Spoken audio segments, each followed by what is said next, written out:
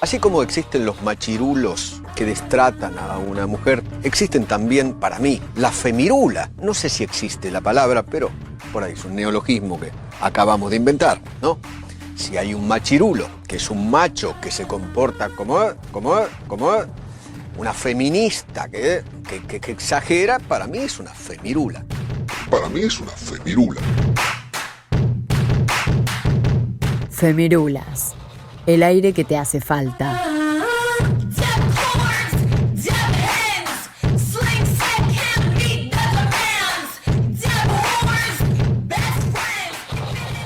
Los adultos le dan un lugar a la infancia desde el despojo, con la condena al hambre, la desigualdad, los abusos, la guerra. Por eso son necesarios nuevos pactos para pensar familias, maternidades y paternidades. Susie Shock, activista travesti, actriz, escritora y cantante.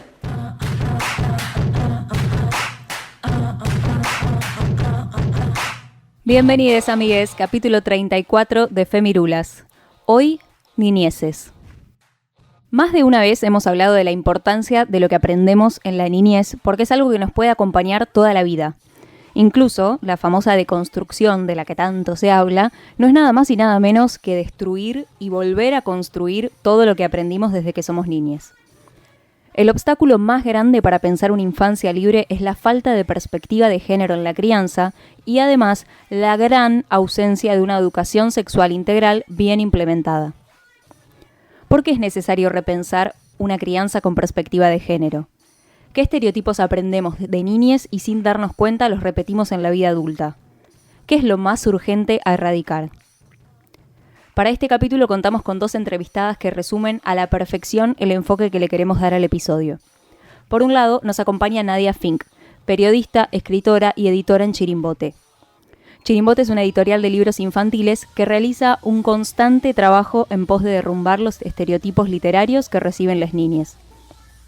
Por otro, tuvimos el agrado de charlar con Graciela Pucheta, mamá de Tiziana. Tiziana nació en febrero del 2008 en Salta y 10 años después, gracias a la ley de identidad de género, pudo cambiar su nombre en su documento, convirtiéndose en la primera niña trans de la provincia. Les doy la bienvenida a capítulo 34 de Femirulas, Niñeces.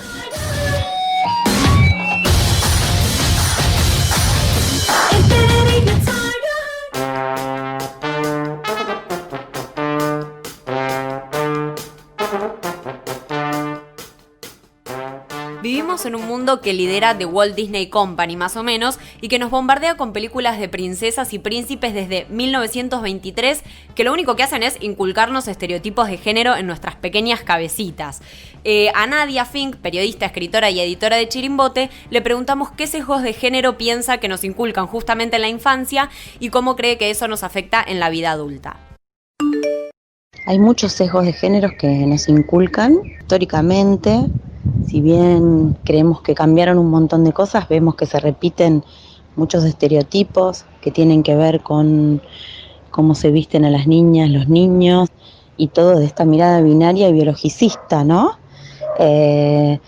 Basta cuando a veces pensamos que el mundo está recontra cambiado, basta entrar a una juguetería y ver todos esos estantes rosas y esos estantes con armas negras para los varones.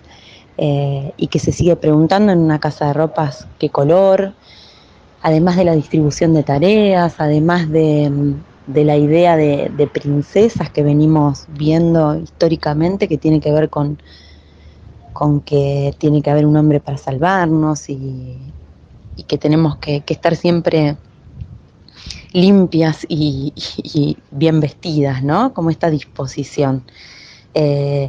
Creo que en la vida adulta hemos sabido desandar estos caminos, pero justamente los tuvimos que desandar, que es el problema. Yo escucho mucha gente que dice, pero si estos cuentos clásicos nos criamos así, y mira qué feministas que somos. Bueno, porque llegamos a este momento donde tuvimos que desandar muchísimas cosas. Creo que en la vida adulta es eso, es tener esa carga y sentir que cuando no respondes a este sistema que te imponen, está siendo rara o está siendo desobediente, y sentir el orgullo de ser rara y desobediente lleva mucho tiempo en la vida adulta. qué interesante es la palabra que utiliza Nadia, ¿no? Sesgo. Que si uno la busca en el diccionario, la palabra sesgo significa orientación o dirección que se le da a algo. Entonces es decir que el sesgo de género es aquel que, todo entre comillas, ¿no? Marca, determina lo que deberíamos ser. Y obviamente desde una mirada completamente binaria, es muy difícil salir de ahí. Si soy nena, tengo que ser tal cosa, si soy nene, me tienen que gustar tales otras. Todo bien diferenciado, como para que no se vayan a mezclar, ¿no? Por las dudas, diría esta educación binaria y bancaria. Y ni hablar de salirse de ese binarismo e intentar conocer otras realidades. Es muy interesante esto que nos trae a colación Nadia, y también estos pequeños y grandes detalles, ¿no? Que uno cree que, bueno, vamos avanzando, pero que también está bueno mirar en las pequeñas cosas.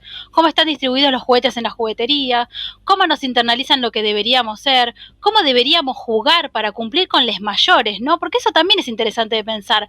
Todas estas ideas que dividen, que separan y que contraponen, compiten un género con otro, diferencian un género con otro, las transmiten quienes educan a las niñas, ¿no? Y son las que generan todas estas situaciones que también nos decía Nadia, sentirse rara, desubicada, desobediente, pero que al mismo tiempo, y eso también me parece como interesante de subrayar y ensalzar, es lo que nos hace que cuando seamos grandes y podamos discutir con nuestras propias ideas, empecemos a cuestionarlas, a desnaturalizarlas, ¿no? Bien lo dijo Foucault hace un tiempo atrás, donde hay poder siempre hay resistencia, y es ahí donde hay que apuntar, ¿no?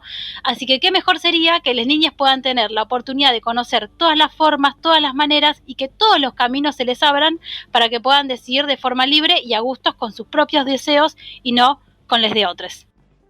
Esto que dijo Nadia de desandar todo lo que aprendimos me quedó muy presente porque ¿cuánto tiempo nos lleva a desandar todas esas cosas que nos enseñan? ¿Cuántas personas no pueden ser hoy quienes les gustaría ser por todos estos estereotipos y normas de género que se nos inculcan desde muy pequeñes y que es muy cruel encasillar a la gente según el género y ordenarles cómo se tienen que comportar, qué les tiene que gustar y cómo se tienen que sentir en base a eso? Tal cual, es así como decís y bueno, como nos comentaba Nadia recién, a mí me está pasando mucho, no sé si es su caso particular, pero que estoy rodeada de amigas que están empezando a ser madres y me toca hacer como esta experiencia de ir a comprar el regalo a las niñas, de bienvenida al mundo, ¿no? Otra costumbre rara, cuestionable si quieren. Y cuando entras a un local está para hacer un estudio de campo, literalmente, porque entras a un local de ropa y lo primero que te dicen es nena o nene. Entonces, ya desde ahí partimos de un mandato totalmente de mierda cuando todavía el niña ni nació. Entonces, ni nació y ya estamos imponiendo cosas. Yo el otro día fui a comprar un papel de regalo para la mamá de mi novia que cumplió años. Y me preguntaron, ¿para nena o para nene? ¡Es un papel de regalo! ¿A quién le importa? O sea, realmente no tiene sentido. Hay cosas que uno tiene tan naturalizado y que decís, no, o sea, estamos en la mismísima mierda, la verdad. A mí también me quedó esto que decía Nadia de cómo capaz se cruza con alguien que le dice, bueno, pero nosotras nos criamos así, somos feministas. Sí, pero lo que cuesta ir desandando, como decía Juli, de cada cosa que aprendimos, cuesta un montón. Y además en estos ejemplos que fueron dando ustedes de los regalos que dio Nadia, que dio Juli del papel de regalo, para mí son todas pequeñas cosas, pero son pequeñas grandes cosas. La mujer que tiene que ser rescatada, como decía Nadia, que jamás la vemos en ningún lugar de poder, por supuesto, sino que está ahí sumisa esperando ser rescatada. El hombre que la tiene que ir a rescatar, que guarda, esto también corre para los hombres. Lo hemos hablado en nuestro capítulo de masculinidades. Vos te criás viendo que para ser hombre tenés que siempre ir a rescatar a una mujer. Y ya sabemos qué es lo que pasa en la escala de la pirámide cuando no podés sentirte con ese poder como hombre. Porque eso también genera un mandato. Entonces, es todo un pequeño gran mensaje que vamos viendo en cada cosa que van formando toda esta falta de perspectiva de género que es la que vamos a ir hablando a lo largo de todo el capítulo. Y Chirimbote, que es la editorial en la que trabaja Nadia, es una editorial que, como les contaba antes, lucha contra los estereotipos literarios. Si no la conocen, corran ya a buscarla porque estoy convencida que no es para niñes, es para adultos también. Hablan de Juana de Arco, hablan de Frida Kahlo, hablan del Che Guevara, por ejemplo. Y algo que nos encantó, y es nuestra parte preferida para traer este capítulo, es que hablan de antiprincesas y antihéroes. Entonces a Nadia le consultamos por qué surge la necesidad de hablar de antiprincesas y antihéroes. Antiprincesas y antihéroes surgió para pensar un poco en estos cuentos que hablaba antes, de cómo la literatura infantil nos venía marcando esto, y para poder hablar de historias reales que tenemos pocas por ahí en las infancias.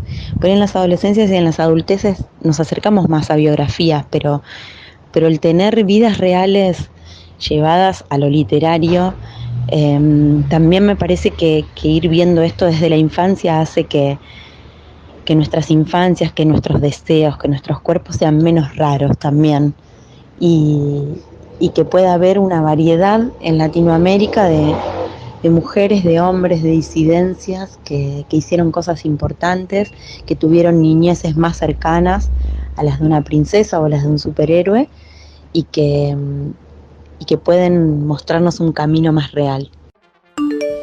Es importantísimo esto porque me pongo a pensar y digo, ¿con qué crecimos nosotras? Primero que nada, con películas más que con libros, al menos en mi caso, referidas a mujeres y todo eso, ¿no? Y esas películas son La Cenicienta, La Bella Durmiente, Blancanieves, todas princesas rescatadas por un príncipe que se dedican a estar en el hogar y listo. O sea, en esos cuentos ya tenés la cis-heteronormatividad obligatoria, la obligación de casarte, de tener hijos, de quedarte en el hogar, de vivir para tu pareja, de ser femenina, los hombres de ser valientes, fuertes, de conquistar. Las únicas películas de Disney, por ejemplo, que se pueden mencionar como más progres, son las más nuevas, son Mulan, Frozen y Valiente. Listo. Son 3 películas que las contás con los dedos de la mano. Entonces, poder tener historias reales de mujeres, hombres y de personas de la comunidad LGBTIQ+, que rompan con todos estos estereotipos y que encima estén acercados a las niñeces a través de la literatura, es lo que justamente se necesita para que las infancias puedan ser un poco más libres respecto al género. Y ni hablar del estereotipo de las mujeres compitiendo entre ellas, ¿no? Como Blancanieves, que se tiene que ir porque la madrastra la quiere matar, Cenicienta lo mismo, como esa cosa que van queriendo meter muy de a poquito en la mente de que las mujeres somos competitivas entre nosotras, no nos queremos, no nos ayudamos y demás, ¿no? Todo bastante cuestionable. A mí me gustó lo que dijo Nadia de hacen que nuestros cuerpos sean menos raros. Y le agrego, hacen que nuestra vida sea menos rara, porque jamás, nadie, nunca se va a sentir identificado con todo eso, ni identificada, ni identificade. No es así la realidad.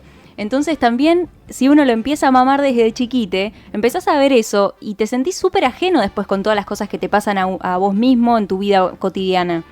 Hemos hablado, o si no recuerdo si fue en aire o fuera de aire, pero el fenómeno Cris Morena, Rebelde Way, sobre todo, que hace poco salieron un montón de videos de lo que eran esas escenas, y nosotras aquí hemos crecido mirando eso, y hemos crecido mirando que, por ejemplo, una relación de adolescentes implicaba violencia, implicaba maltrato, violencia hasta física, no solamente psicológica, sino que física también, y era perpetuada por los galanes de la telenovela, no era el malo de la novela. Era el galán de la novela que también era... Y vos te tenías que enamorar de él. O sea, esto es una locura, ¿entienden? Que no pasaron tantos años. Entonces, el cambio está surgiendo. Pero yo también me quedo con resaltar esto que dijo Nadia hace un rato, de que nosotras pensamos que el mundo está recambiado y de repente entras a una juguetería y te encontrás con eso. Bueno, para mí eso pasa en todos los ámbitos de la vida. Uno piensa que no, estamos re adelantados, hay cosas que ya no se pueden hacer. No, sí, se pueden hacer, se hacen y siguen pasando.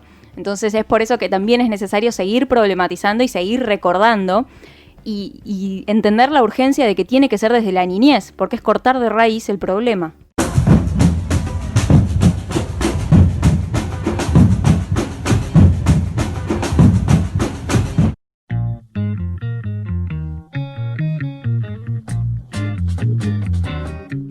El género es una construcción ideológica. Masculino y femenino son roles dentro de una dicotomía que es absolutamente binaria. Hoy que estamos en el capítulo 34, que creo que ya quedó muy claro que el mundo no es binario, aunque se empeñen en hacernos creer que sí.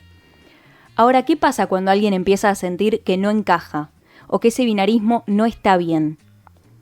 Para este capítulo nos acompaña Graciela Pucheta. Como les conté, Graciela es la mamá de Tiziana, y Tiziana fue la primera niña trans en Salta en haber recibido el cambio de documento después de la Ley de Identidad de Género. le pedimos que nos cuente su historia. Nuestra historia comenzó cuando ella tenía 8 y casi por cumplir 9, en la que nos contó a su papá y a mí que ella se sentía una nena, que quería ser una nena y nos preguntó si podía ser una nena. Y la verdad que fue un shock al principio. Obviamente siempre contó con mi apoyo y si bien al papá le costó un poquito más, pero ahora está ahí a su lado y la apoya y la ama, que es lo importante. Obviamente fueron muchos cambios en nuestra vida. Nunca pensamos que se iba a ser conocida la historia de Tiziana. Fue una casualidad, digamos, pero fue hermoso. Por un lado, porque ella es feliz, ella es plena y puede expresar lo que ella siente las 24 horas del día. Ella no se tiene que estar ocultando ni fingiendo a nadie. Ese es un hermoso logro. Hemos perdido, obviamente, muchas cosas en el camino y también hemos ganado. Hemos perdido familia de sangre, pero hemos ganado una hermosa familia del corazón. Así que obviamente por un lado ha sido difícil, pero por otro lado ha sido grandioso conocer a mucha gente y a muchas chicas especialmente que nos han nutrido con sus historias y obviamente a ella también. Siempre hemos vivido al paso de ella porque ella ha manejado sus tiempos para, digamos, su transición, como se le dice. Pero yo estoy convencida que la transición fue más nuestra como padres que ella, porque ella siempre supo lo que era. Entonces creo que nosotros como padres hemos vivido más la transición, digamos, de perder, entre comillas, a un hijo y recibir a una hija. Entonces ha sido muy, muy lindo. Hemos llorado y hemos reído y hemos pasado un montón de etapas, pero la verdad que ha sido hermoso. Obviamente ella empezó transicionando su pelo, porque es lo más importante para ella. Así que creemos que esos fueron los primeros pasos, su pelo, su ropa, el poder expresarse libremente. Y bueno, ahora tiene 12 años y es una niña como cualquiera, que le gusta bailar, que le gusta escuchar música y le gusta jugar videojuegos con su celular. Cuando Graciela dice que la transición fue más para ella y para el papá de Tiziana que para Tiziana misma, es cuando uno piensa en esas personas que dicen el famoso ¿qué le voy a decir a mis hijos? Y este es el ejemplo más claro que vas a ver en tu vida. O sea, las niñas no necesitan explicaciones de nada. Sienten, son libres, quieren ser lo que ellas quieren ser y listo. Los que necesitamos explicaciones somos los adultos y necesitamos deconstruir todas esas normas para poder dejar de criar niñas adentro de una caja cuadrada que delimita su vida en todos los aspectos.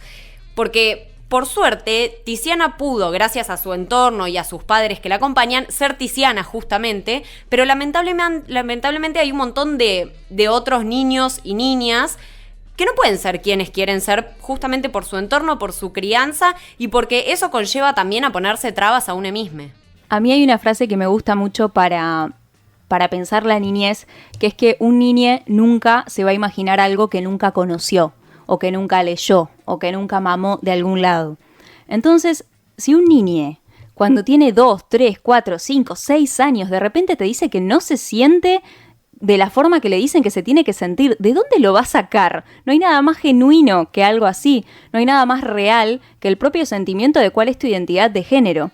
Y vuelvo a recalcar como hizo Juli, que la transición, Graciela te cuenta que la sintió más ella que Tiziana. Y esto vuelve una vez más la falta de educación sexual, la falta de perspectiva de género.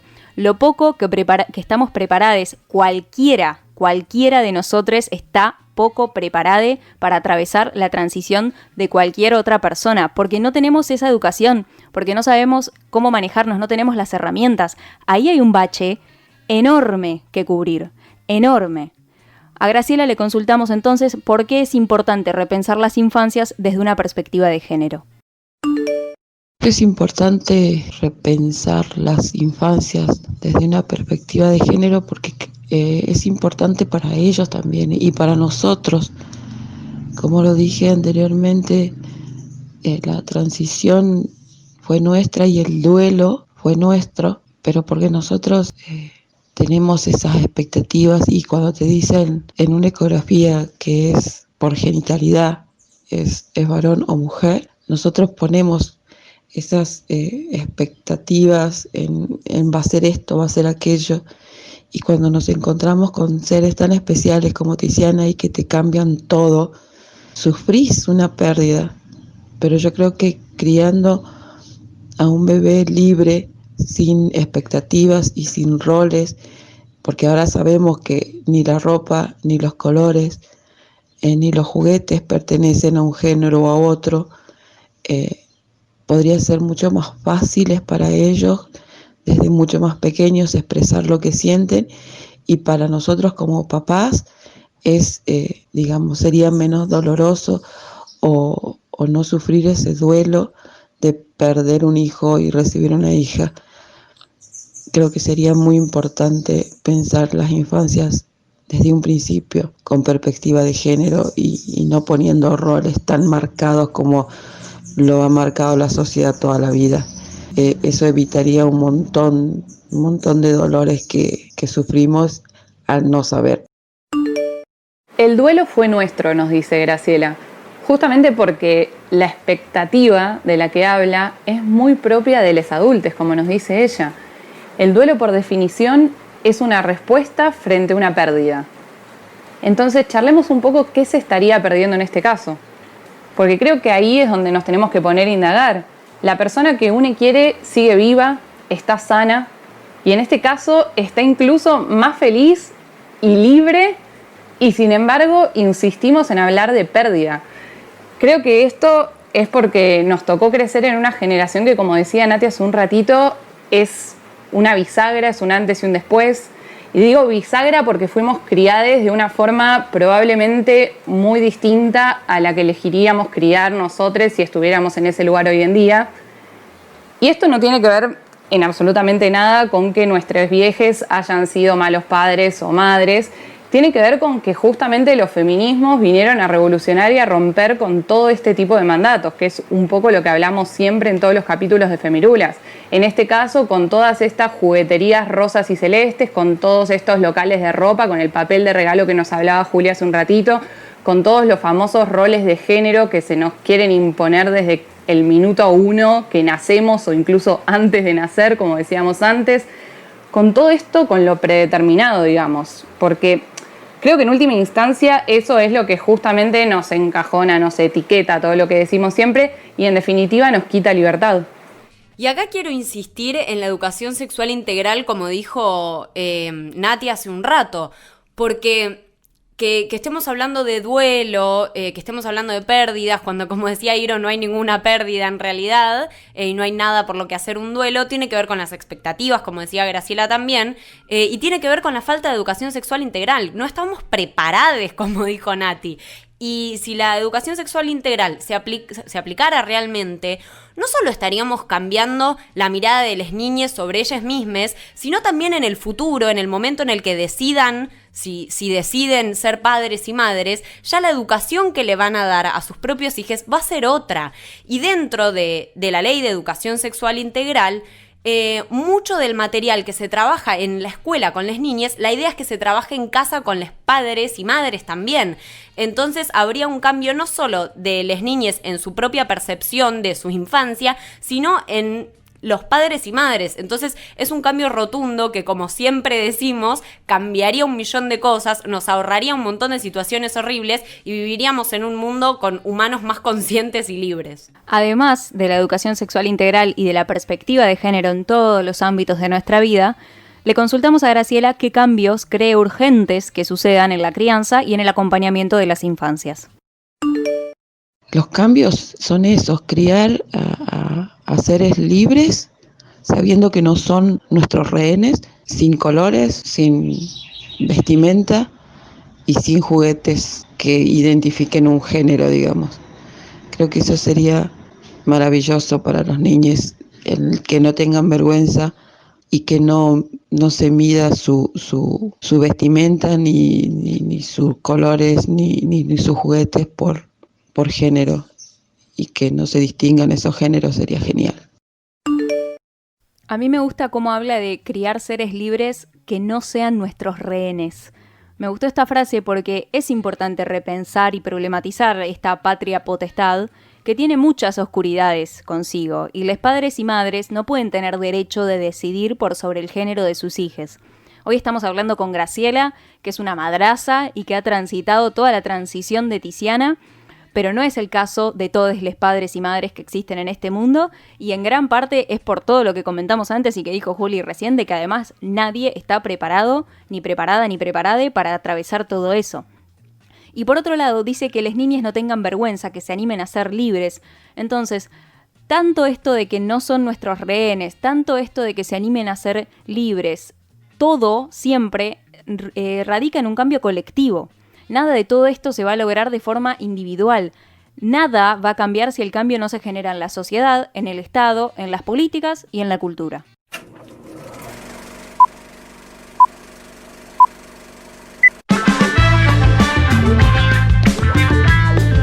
Y para seguir en esta línea que ya inauguramos casi desde el minuto 1 de este capítulo de reflexionar, cuestionar, abordar, profundizar qué son las niñeces, cómo se viven, qué cambios hay que hacer y demás, indiscutiblemente tenemos que hablar de estas producciones fílmicas, los cuentos de hadas y todo ese tipo de producciones que nos acompañan a lo largo de toda nuestra etapa de infancia y niñez.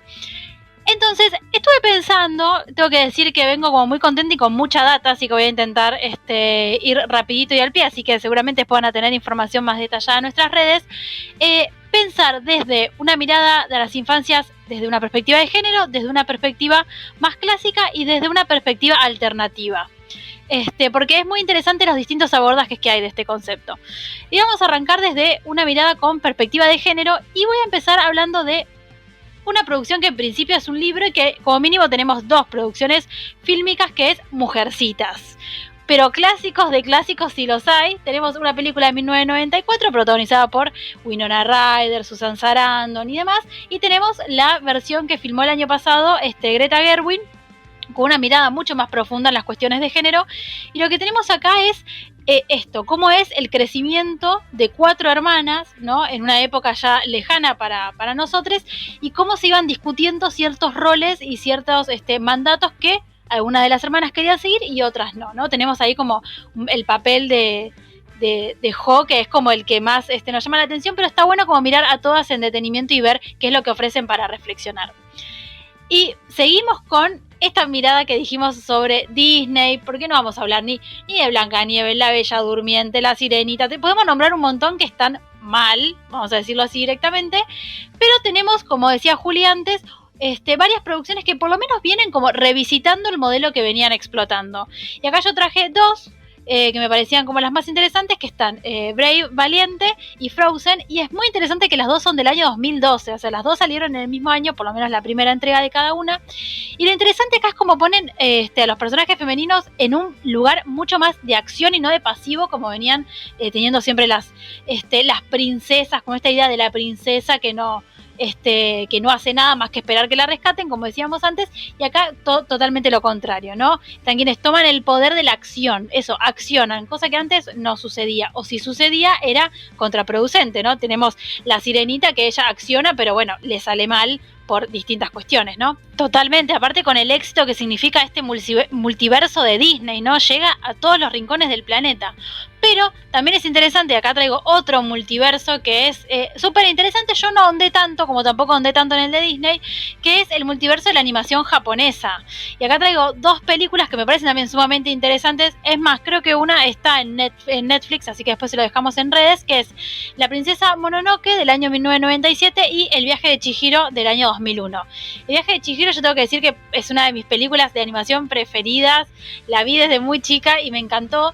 Y ambas películas vuelven a tener como esta idea que decía recién de Valiente y de Frozen. Tienen a una niña como un personaje protagonista y que acciona, que hace, que se mueve, que quiere cambiar su propio presente. Y que aparte esto acciona de forma que accionaría cualquier personaje masculino, ¿no? Digo, luchando, como ese estereotipo que vendían antes, de repente lo van insertando como en otros. Así que nada, como este por lo menos pasaje, ¿no? De un estatuto a otro del personaje me parece como bastante interesante a tener en cuenta. Vemos que siguen siendo un poco viejas estas 1997 y 2001, pero bueno, se van acercando a esto que vamos viendo que van adoptando las producciones que están destinadas a las niñas. Después, así como rapidito, quería pasar una película de la cual ya hablamos en el capítulo anterior de Femirulas, que es El último verano de la bollita, producción argentina, que lo que habla justamente de las infancias y las pubertades intersex, que también es muy interesante de repensar y de rever.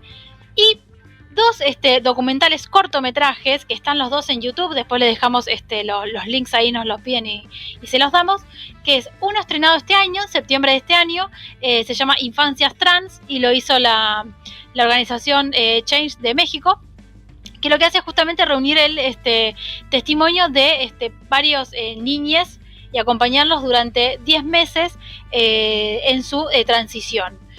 Así que muy interesante, sobre todo porque no se había hecho nada en México en ese nivel, y sobre todo hablando de las infancias, así que es como un antecedente súper interesante. Y otro cortometraje que también está en YouTube, argentino, que se llama Visibles, del año 2017, y lo que hace justamente es visibilizar esto también, ¿no? Es una campaña que se llamó Por más infancias trans sin violencia ni discriminación, y lo que hacía era visibilizar justamente todas estas infancias diferentes al estereotipo que circulaba y que sigue circulando lamentablemente en la sociedad, ¿no? Así que bueno, se las consiguen en YouTube fácilmente. Y después, como para ir cerrando esta visión desde perspectiva de género, tenemos otras películas que ya nombramos acá, así que las voy pasando rápido. Mi vida en rosa es una película alemana de 1997 que lo que hace también es contar la historia de Ludovic, un chico que lo habían denominado varón y se autopercibía mujer. Tomboy, película francesa del año 2011 que sigue una historia similar. Y para cerrar, no puedo no decir el gran libro de Susie Shock, Infancias y Crianzas Libres, ¿no? Ese como que es de lectura obligatoria, tendríamos que decir.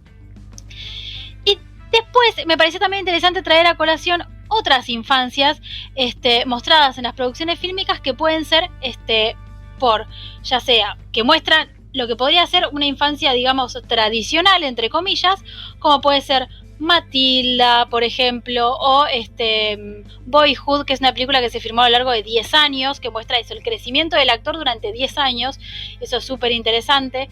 Bebé es una película que muestra cómo nace y sigue el primer año de la vida de 4 bebés de distintas partes del mundo, Namibia, Mongolia, Japón, Estados Unidos. O Verano de 1993, que es una película española del 2017, que lo que hace es mostrar como el recuerdo de las vacaciones de verano que uno tiene en las infancias. Bueno, eso, ¿no? Que es como uno podría decir, una mirada más tradicional de lo que es el concepto de infancia o niñez. Y no puedo dejar en este apartado de decir Cinema Paradiso, porque si algo que marcó, y acá soy de autorreferencia, a mi infancia fue el amor a las películas. Entonces, Cinema Paradiso, que es una oda al cine y muestra el amor de un niño cuando conoce lo que es el cine, que para él es magia, no puedo dejar de decirlas. Pero también es interesante pensar que hay otras infancias para rescatar en el ojo público, para poner en escena, que son esas infancias que por ahí, por cuestiones externas, por cuestiones que son incluso exceden a lo familiar, pasan situaciones que no están para nada buenas que sucedan en las infancias, ¿no? Y ahí voy a empezar con una película, un clásico de 1959, Los 400 golpes, que es una película francesa de la Nouvelle Vague, que lo que habla es cómo fueron esas infancias, en este caso en Francia, pero podrían ser europeas, post Segunda Guerra Mundial, ¿no? Todo este dilema del existencialismo, de las ciudades todavía completamente devastadas y demás, que lo que muestra es esa como falta de alegría por la vida, ¿no? Que dejó la Segunda Guerra Mundial. Lo mismo hizo acá un gran cineasta, Leonardo Fabio, 1965, con Crónica de un niño solo, que lo que hace es mostrar, bueno, cómo son esas infancias que pasan de barrios vulnerables a reformatorios, cómo eran los reformatorios en ese momento. Esas infancias también son importantes de poner a colación, ¿no? De tenerlas presentes. Lo mismo una película que fue recontra nombrada, fue recontra discutida en su momento, que es Ciudad de Dios, película brasilera que lo que hace es mostrar cómo son esas infancias en las favelas en el momento en el que estaban muy dominadas por distintas organizaciones criminales que hacían que la vida en las favelas fuera mucho más complicada. Y de la mano de esa película brasileña tenemos otra que también viene de Brasil, el director Walter Salles, que es el mismo que dirigió Diarios de Motocicleta, que es Estación Central de Brasil, que lo que hace es mostrar a esos niños que trabajan en la estación de trenes de Brasil, y bueno, cómo son esas infancias cuando te quitan el derecho a ser un niño y disfrutar de jugar y no tener que preocuparte por tener que trabajar y llevar un plato de comida a tu casa, ¿no? Y por último, pero no menos importantes, en esta línea, una película del año 2004, Las tortugas también vuelan, se llaman. Fue muy poco conocida acá, porque lo que hace es mostrar un campo de refugiados iraquí, post guerra de Irak, Estados Unidos-Irak, con todo lo que fue la invasión y demás, y muestra cómo las niñas viven en esos lugares, cómo se enteran de las noticias que pasan, cómo viven los bombardeos, esa amenaza inminente todo el tiempo, ¿no? Digo, hoy en día podemos seguir viéndolo en la Franja de Gaza y en un montón de lugares. Hay un documental muy interesante, lo recomiendo, pero es crudísimo, pero yo creo que es de visión obligatoria para Sama, están en Netflix, y lo que hace es mostrar eso, cómo una mujer, un matrimonio, un padre, una persona cuida niñas en un lugar que está en guerra constante. Es crudísimo, toca un montón de otros temas, pero entre los temas que toca también toca ese, y es la verdad que bastante duro de ver, pero muy necesario de conocer. Y por último, ahora sí ya llegamos a este recorrido medio rápido, pero bueno, vamos a dejar todo en redes. Es una película argentina que es Infancia Clandestina, del año 2013. ¿Por qué? Porque acá también hubo niñas que tuvieron que vivir en el exilio, que tuvieron que vivir en la clandestinidad, porque sus padres eran perseguidos políticamente, ¿no? Y bueno, eso también dejó una marca y también es importante hablar. Hoy la película toca de la última dictadura militar, pero digo, hoy en día alrededor del mundo también hay perseguidos políticos, refugiados climáticos y un montón, que también es importante conocer esas historias. Así que bueno, le dejamos todo en redes porque fue como muy rápido, pero cualquier cosa nos preguntan y les pasamos toda la data.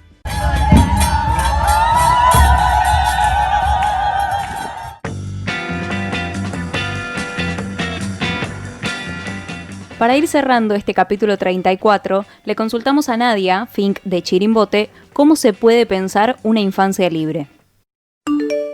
Infancia libre es una infancia ante todo con derechos satisfechos, derechos a un hogar, derecho a una educación, a una salud digna, a comer todos los días.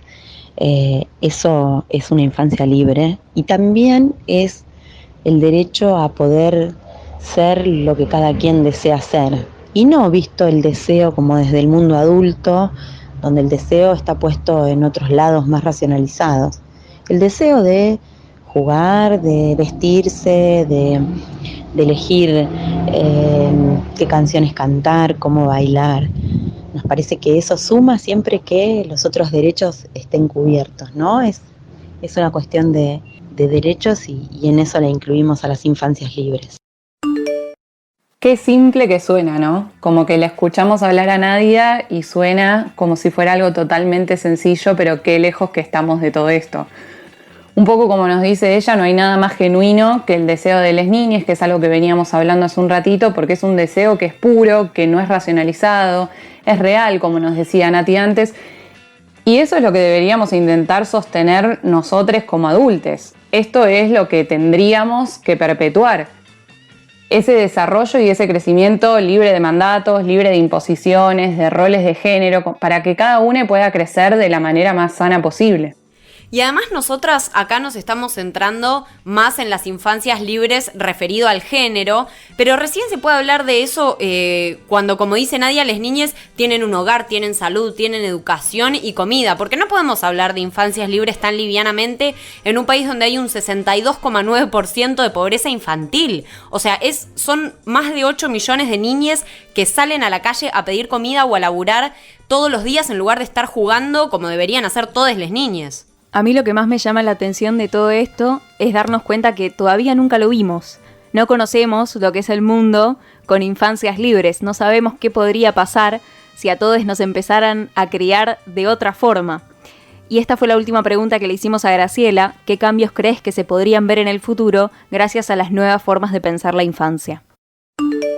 Creo que los cambios se verían en niños más libres, niños más felices y padres no tan complicados con los géneros y pensando en el afuera como el que dirán.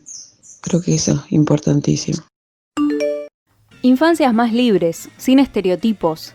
Los sesgos de género que se nos inculcan en la infancia repercuten en nuestra vida adulta. Vemos cómo a las niñas les cuesta visualizarse en un mando de poder, o en la ciencia, o en las matemáticas, porque cada institución que transita desde la familia hasta la escuela y todas las que va a transitar, siempre le van a decir de forma simbólica que ella no es suficiente. Y vemos cómo a los niños les cuesta estar constantemente cumpliendo el mandato de la masculinidad y cómo los crían pidiéndoles virilidad constante. Cuando hablamos de que alguien es un hijo sano del patriarcado, hablamos de esto también.